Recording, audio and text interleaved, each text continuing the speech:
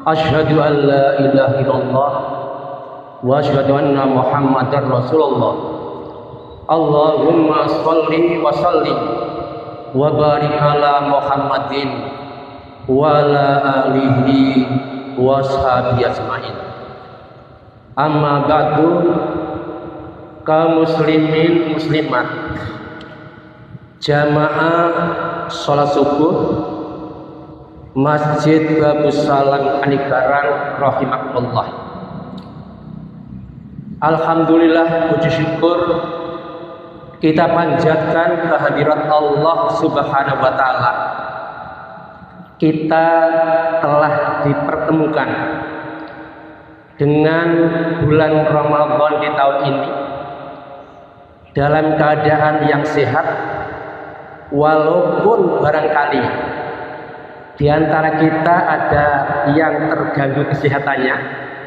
Itu wajar-wajar saja, manusiawi, karena kita melakukan ibadah puasa secara maraton berturut-turut.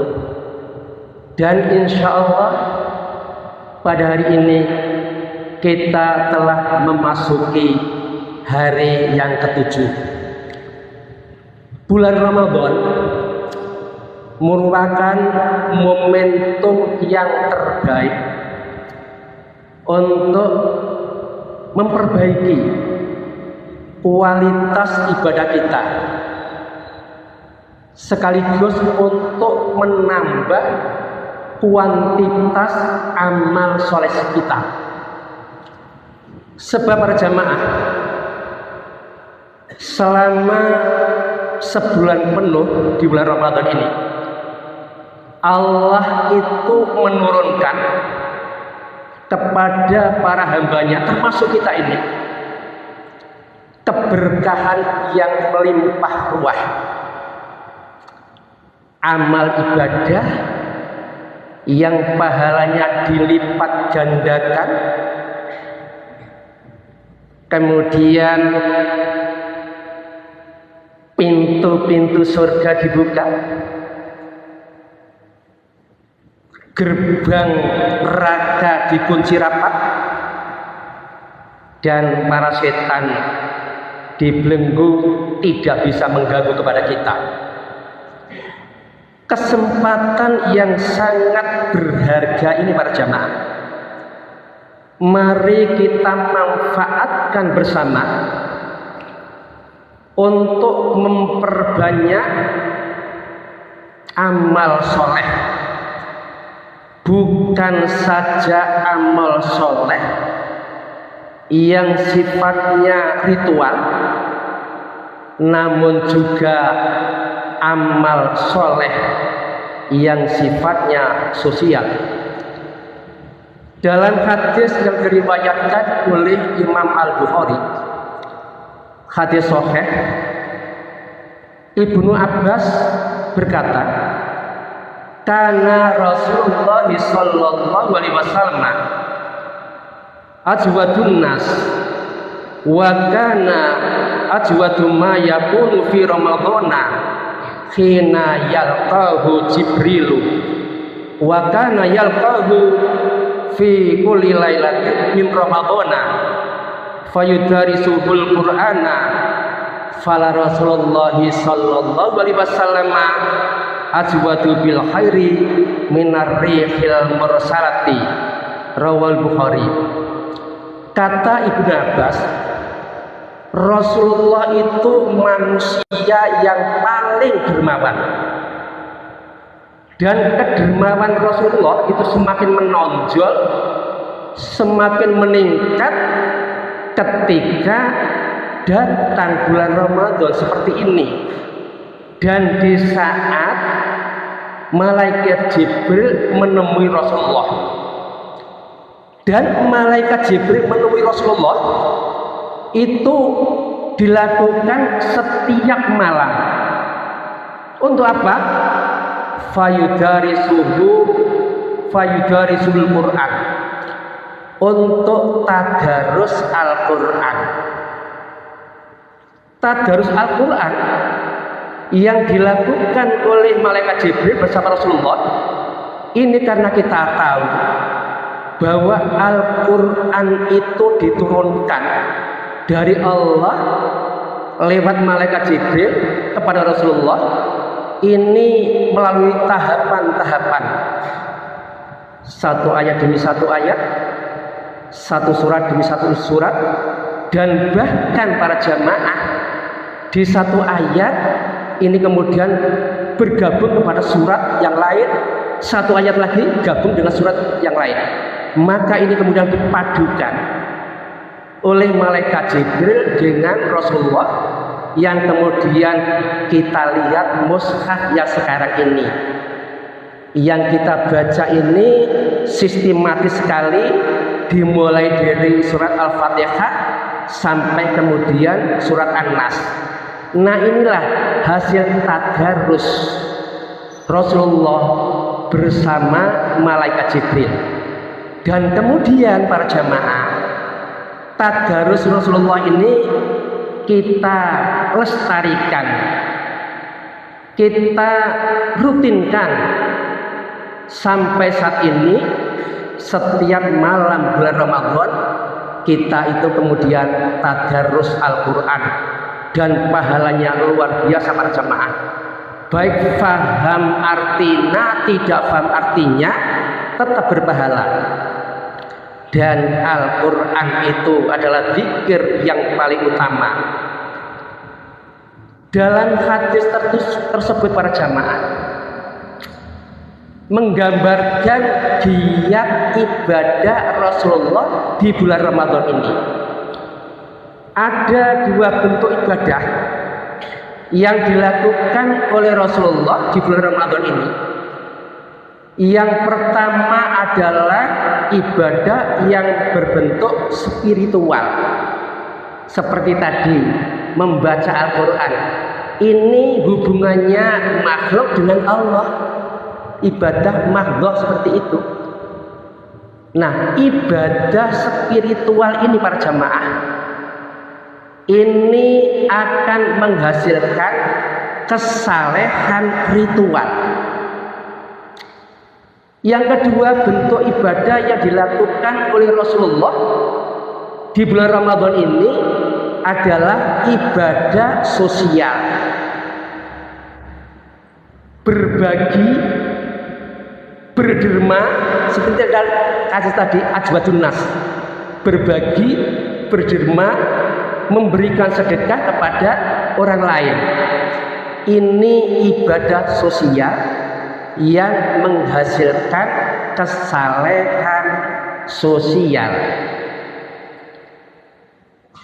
Rasulullah SAW kedermawanannya itu semakin meningkat, semakin menjadi-jadi ketika mengakhiri di bulan Ramadan.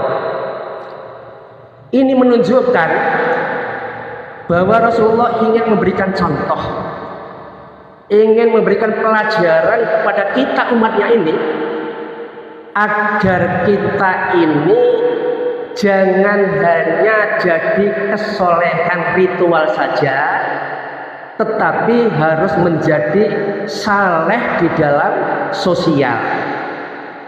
Ada ibadah sosial berjamaah di bulan Ramadan ini yang murah meriah, yang gampang kita laksanakan, tetapi mempunyai pahala yang sangat besar.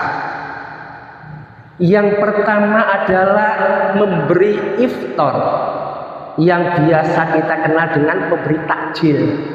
Sebetulnya itu salah kaprah para jamaah. Takjil itu artinya kan mencepatkan untuk berbuka, sedangkan iftar itu memberikan berbuka puasa. Memberi iftar para jamaah ini sangat mudah kita lakukan dan murah, karena secara minimal memberikan iftar itu cukup dengan segelas air mineral, lalu kurma 3 butir atau 5 butir saja. Kalau tidak ada, tidak apa-apa, itu sudah mendapatkan pahala puasa berjamaah. Artinya apa? Kalau kita puasa, memberikan iftar, memberikan berbuka puasa kepada orang lain, maka ini artinya kita mendapat pahala puasa dua. Puasa kita sendiri, puasa memberikan iftar tadi. Nah, bisa kita hitung para jamaah. Kalau kemudian dalam 1 bulan itu kita memberikan 30 saja, 30 paket iftar yang sederhana saja, tidak mahal, ada air putih, sepotong kue barangkali, itu 30 dalam 1 bulan, maka berarti kita ini kan puasa 2 bulan. Puasa kita sendiri dan puasa memberikan iftar itu tadi, kan luar biasa kalau seperti ini. Dan itu bisa kita perbanyak, semakin banyak maka puasa kita akan semakin banyak juga. Dan ini para jamaah akan melampaui umur kita di dalam berpuasa. Kalau barangkali sekarang ini kita itu umur 60, puasa kita taruhlah misalnya 46 begitu, berarti kita berpuasa 46 tahun.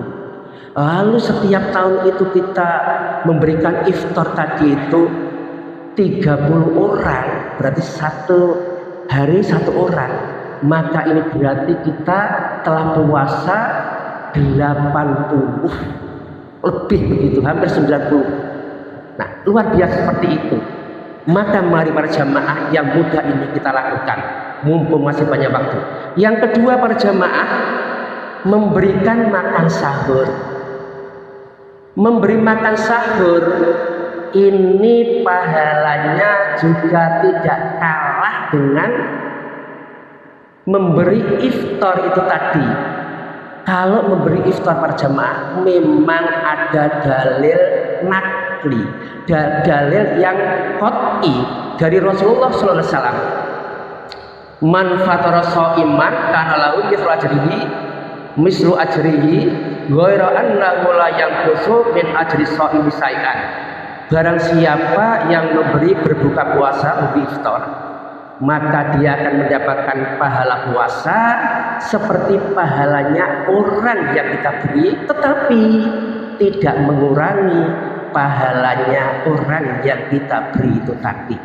Nah, di dalam memberi makan sahur para jamaah itu sama. Kita memberi makan sahur, maka ini juga akan mendapatkan pahala puasa. Mengapa? Karena kita memberikan energi kepada seseorang agar kuat berpuasa. Maka dengan kuat berpuasa, nah kita mendapatkan pahala puasa.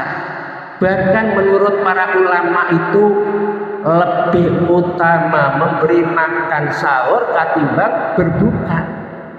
Dan ini banyak dilupakan orang, sehingga kan tidak begitu viralnya untuk memberi berbuka itu, memberi sahur itu, yang berbuka ini yang umum seperti itu. Nah, mengapa kemudian memberikan sahur itu lebih utama ketimbang memberikan berbuka? Maka disebutkan oleh para ulama itu karena memberi makan sahur itu akan mendapatkan barokah. Orang yang makan sahur para jamaah itu kan akan mendapatkan barokah. Sebagaimana hadis riwayat Bukhari Muslim, hadis sahih, tasahharu fa inna fis sahuri barokatun. Makan sahurlah kalian, karena sesungguhnya makan sahur itu akan mendapatkan barokah. Keberkahan itu para jamaah artinya kebaikan yang bertambah-tambah. Bisa saja keberkahan dalam makan sahur itu kita kemudian mendapatkan energi dari makan sahur itu, sehingga kita bisa puasa dengan nyaman, tidak lemes fisik kita. Bisa juga barokah di dalam makan sahur itu Allah memberikan pahala yang luar biasa, dan bisa juga memberi makan sahur yang berbarokah itu tadi, itu artinya ada manfaat duniawi dan manfaat ukhrawi yang akan kita petik. Maka para jamaah, kalau kita yang makan sahur itu mendapatkan seperti itu, yang memberi juga mendapatkan yang sama. Ini sehingga dikatakan bahwa memberi makan sahur lebih utama ketimbang memberi iftar. Yang kedua para jamaah, orang yang memberikan makan sahur ini akan mendapatkan sholawat dari Allah dan malaikat. Allah dan malaikat ini bersolawat kepada orang-orang yang mau memberikan makan sahur. Nah, sholawat Allah itu artinya Allah memberikan rahmat dan ampunan, dan ini para jamaah yang kita butuhkan dalam kehidupan kita di dunia dan di akhirat nanti, itu hanya rahmat Allah. Sebab dengan rahmat Allah ini kita akan selamat, kita masuk surga itu karena rahmat Allah itu. Dan kemudian sholawat malaikat para jamaah ini langsung sekaligus. Sholawat malaikat itu adalah malaikat selalu mendoakan kepada kita dan memohonkan ampun kepada kita. Kita tahu bahwa doa malaikat, permohonan ampun malaikat kepada kita ini pasti dikabulkan oleh Allah, karena malaikat itu makhluk yang paling suci, yang taat kepada Allah.